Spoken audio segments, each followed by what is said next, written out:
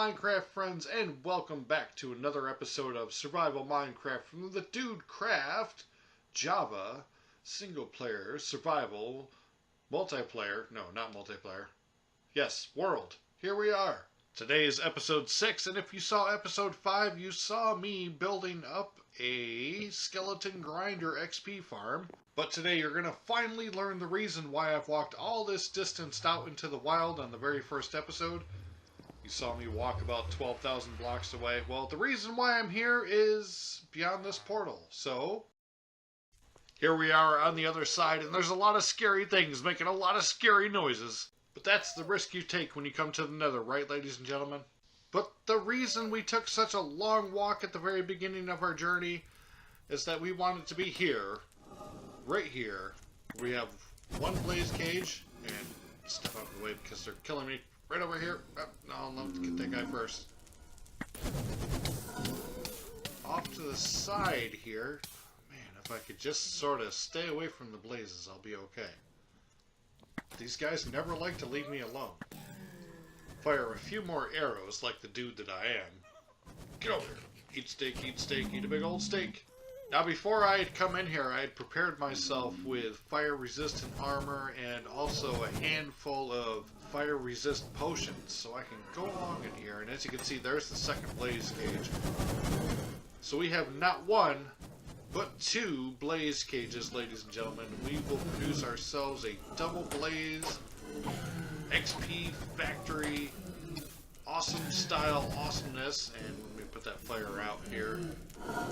And of course, the easiest way to do this is to sort of box this cage in so that it cannot produce the blazes anywhere else. Doing a little more chopping, doing a little bit more glass cage building. Alright, so here we go. We've got our glass cage pretty much built in, and the blazes are not spawning out. And I see you, Mr. Gas, you're hiding back there. Let me just lob a couple arrows at you. I got you! Return to sender. Address unknown. Well, I've got it to where the blazes have stopped spawning and shooting me off of the bricks here. And I think what I'm going to do is I'm going to go about marking the area where I'm going to place the wall that goes and surrounds this structure, because I can essentially block out any sort of gas spawning or gas shooting fireballs at me if I produce a wall that goes around the farm here. So let me just go along here. I've got this marked out to a certain coordinate, and let me just do this. Alright, continuing along my wall here, and oh god, no, I'm in the lava, what am I gonna do? Oh, drink this fire resist potion.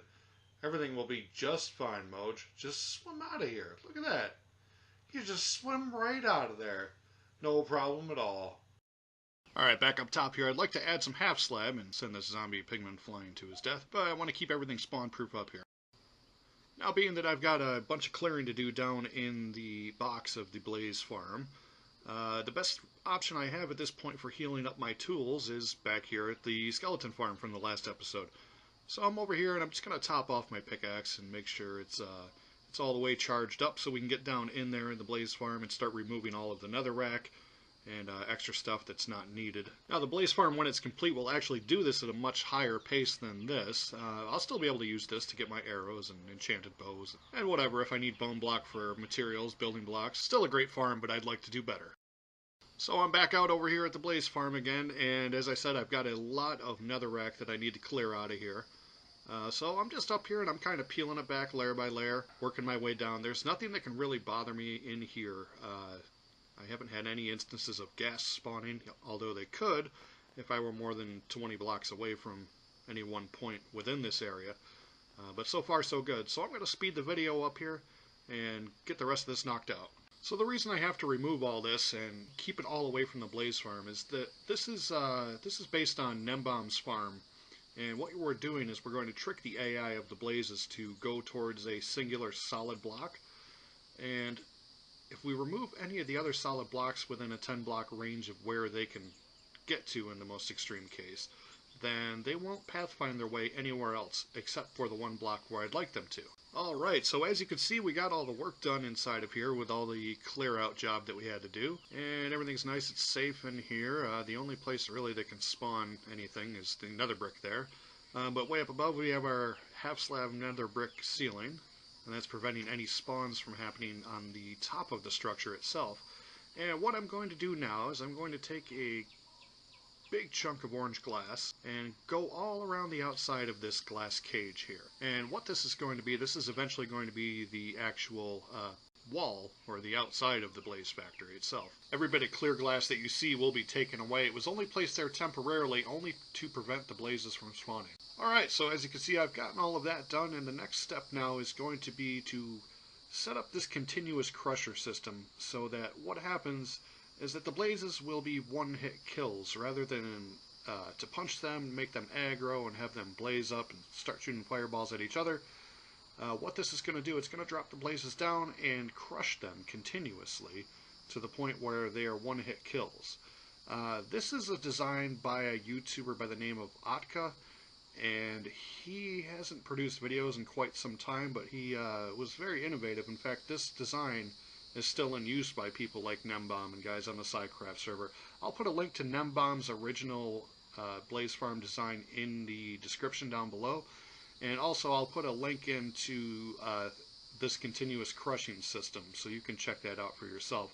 Now, I'm not the greatest at redstone, so I did have to follow this sort of through as I was doing it, and I've done this quite a few times. I've built probably 3 or 4 or maybe even 5 of these in the past. So it's something I'm familiar with how it works, but I may not be the best one to describe why I'm doing the things I'm doing. But to describe how this works in probably the simplest terms that I can, is that there are 3 pistons here, and the top piston will open and close and allow blazes down into the actual crusher chute. And then there is a piston at the bottom, which will ensure that the blazes will be caught within the crusher chute and not fall straight through. And then the middle piston will crush the blazes down, and it's set up on a timing circuit so that everything comes down to a one-hit kill. So easy peasy, no muss, no fuss, and we are well on our way to having one of my favorite XP sources in the game. And you'll notice that you'll keep seeing me on video. I stop and pause, and I don't move, and I'm not building. It looks like I'm thinking, but I'm not. You know what I'm doing? I'm following along that video. Like I said, if you want to do this, you follow along with Okta's design. And that's exactly what I'm doing here. I do have to keep stopping and watching the video and seeing exactly how to do this, even though I've done this a number of times. As I said, I'm not the greatest with redstone. I don't fear redstone, and I definitely will play with redstone. It's very satisfying to make something out of redstone and to see it working within the game. Another thing that you may notice in this segment is that I've had to drop the floor down by a couple blocks here. I did my math wrong in the beginning, and I think I was counting from the bottom of the clear glass rather than where the actual floor was going to be, which would be 1 block lower. And then I did some math wrong somewhere else to make up that additional block. But I think I may even have to carve it out 1 more below this. And if that's the case, we'll get down to the end and I will get it all flattened out. Back down when we make the floor pretty and do our design and whatever we're going to do there. I'll have to decide that at that time. But as you can see, it's a little bit lower than what I had originally anticipated. And that's not a big deal, especially in this game, because we could just go back over, chop it down another 2 blocks, and set it up the way we need it. And that's really what I consider to be one of the greatest things about this game, is that it's entirely up to you. You choose exactly how you want your surroundings to be. I really can't think of any other game where you create your entire surroundings. And you can create an entire village, you can create an entire sci-fi, a UFO. No 2 people will play this game exactly the same way, and no one's environments will look exactly the same. Because it's entirely up to you and your taste and what you choose to surround yourself with, and that's what I think makes this game so great. In this game, you are limited only by your imagination, and this game is a complete blank canvas, and I would love to be your Bob Ross to take you through Minecraft painting world of awesomeness and happy little redstone dust and powered little happy repeater and... Okay, moving on. Now, I probably could have edited most of this out. I mean, you guys really don't need to see me building this, but I thought I would leave it in and kind of talk to you guys for a minute. As I said, you want to follow along with Okta's video because he's the one who describes in detail as he's going through, and put that repeater on 4. If you forget anything, remember that I taught you to put that repeater on 4. But yeah, I thought I would leave it in here so you could kind of see me going through the process of building it all up at the same time and see how it's exactly going to work in my world. And this is the last little bit of redstone going in here. And we need to get a slab up here, actually in the wrong spot, so let me put a block there. Knock this out. I knocked out the wrong block. See, this is why you don't follow me for redstone advice. But this is going to be a half slab up here, and we're going to carry the signal up this half slab so it doesn't cut off where the signal's coming from. Any day now. Just watching the video. Just watching to make sure I do it right. You know. And we're just going to put a block here, and we're going to put a repeater on top of it, going in there at 2 ticks. And everything should be working. Oh, wait. What's going on here? Why is it not going? What is going on here? Break the torch and put it back. That usually kickstarts it. No, something's definitely wrong here. What have I missed? That all looks right. That was right up there. What am I missing? This is why I'm not a redstone YouTuber. Because I would get in situations like this all the time. Where, actually, let me check up here. There it is, right there. 1 piece of redstone. So, let's watch and make sure it goes through its cycle.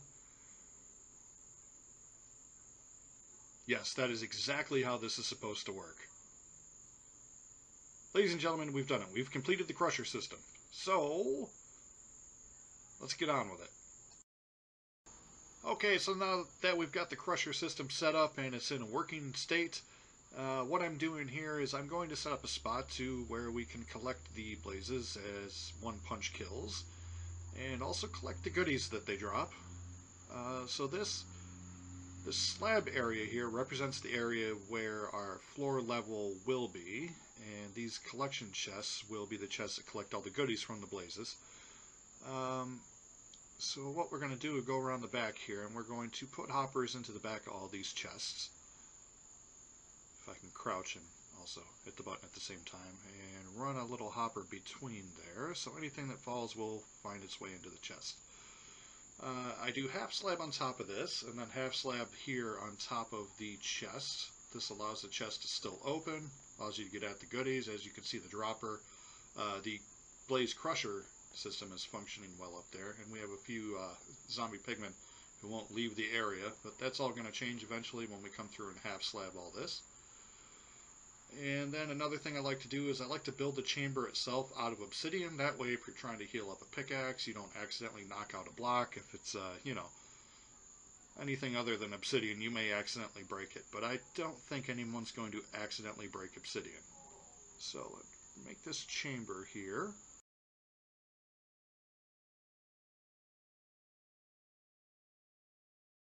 And I may have made a mistake. I've totally made a mistake.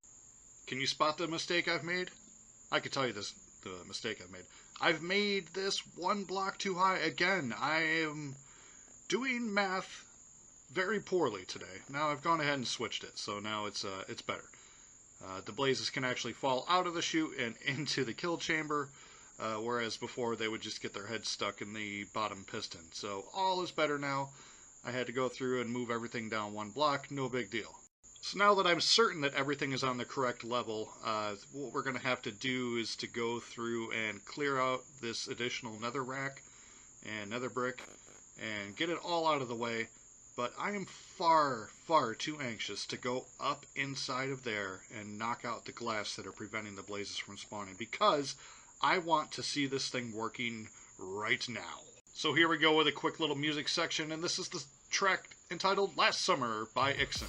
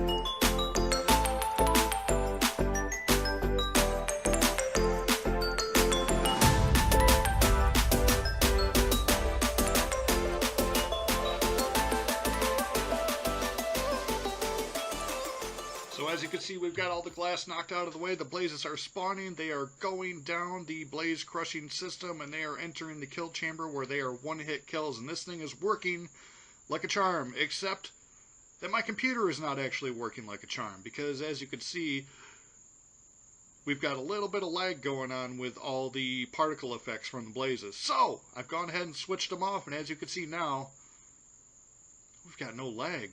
We've got no lag, ladies and gentlemen. This is working like a charm, and there's hardly any lag going on it whatsoever.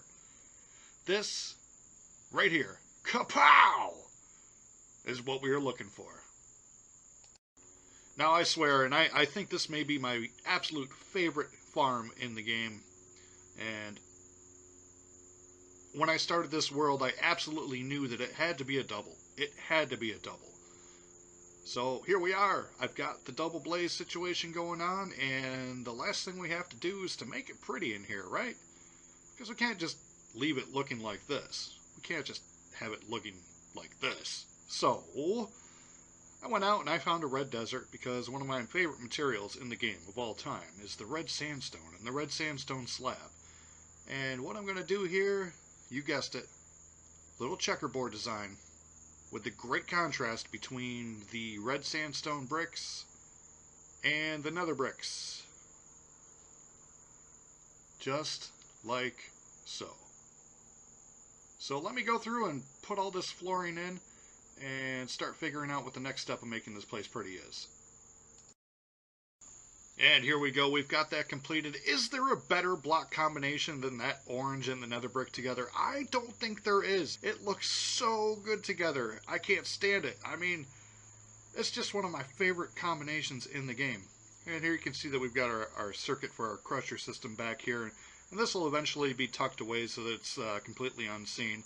And I left this gap here along this edge because what my theory is, what I'm going to do is I'm going to make it so that the walls are not just flat cobblestone as you see here. Now another thing I've gone ahead and added is a small enchanting station over here. This is a level 30 enchanting station, so that as you can see I'm holding on to 63 levels right now, and it really, really does not take long for you to go from 0 levels up to 63, 64, full stack of levels, ladies and gentlemen. And it's a great opportunity while I'm over here healing up and mending up my tools that, hey, I've got all these levels also, and I could utilize them in this way. So I'm going ahead and I'm starting to enchant some books and pile up my enchanted books. And here we go up against the walls here. I'm going to start to do some sort of pillar action, as you can see over there. And I'm going to wrap this all the way around so that the entire bottom level of this looks exactly this way. And you'll have to excuse me a little bit as I'm recording outdoors tonight, and I'm actually sitting on my back porch recording this. And you may hear my dogs barking a little bit. You may hear some crickets in the background. You also may hear some cars going up and down the road behind me here. And, you know, I apologize, but it is what it is. This is what we're doing tonight. This is the best opportunity and the best place for I to record these videos at this time. So that's why you may catch a little bit of the extra sound tonight. And no big deal, right? You guys don't mind. It's just it's crickets. It's nature. It's beauty. It's all around you. So we're rolling with it. And I'm just going to jump up here, and I'm placing in some upside down stairs just to give this just a little bit more detail, a little bit more depth to the way this thing looks. And I really like the way I've chosen to do this. It all works out mathematically. And as you can see, we're going to do this all the way around. I've got one wall left to go, and so be it.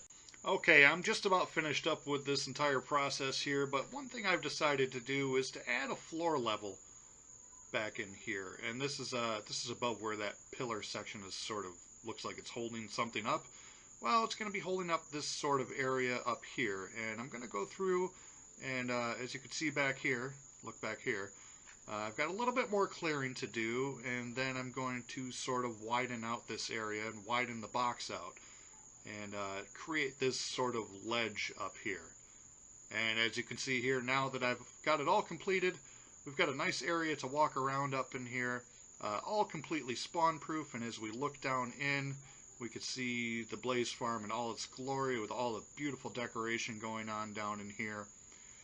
And it looks just fantastic. I am very pleased with the way this came out.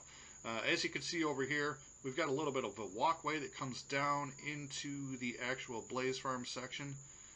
And as you can see here, we've got just a ton of blazes in the system, a ton of them down in the kill chute here. And look at me, I'm a level 99, right? Oh, we're almost there. I mean, why not go? Why not just go to 100, right? Give it a swipe. Give it another swipe. Hey, how about another swipe? Are we almost there? Are we there? Are we there? Are we there? Oh, one more, one more. Come on. Come on. There we go. Level 100, ladies and gentlemen. We've done it. We are level 100. But, ladies and gentlemen, my mission is complete, and that's going to be all the time I have for today. This has been Mojo Roberts, a.k.a. the Dude of Minecraft, and I will see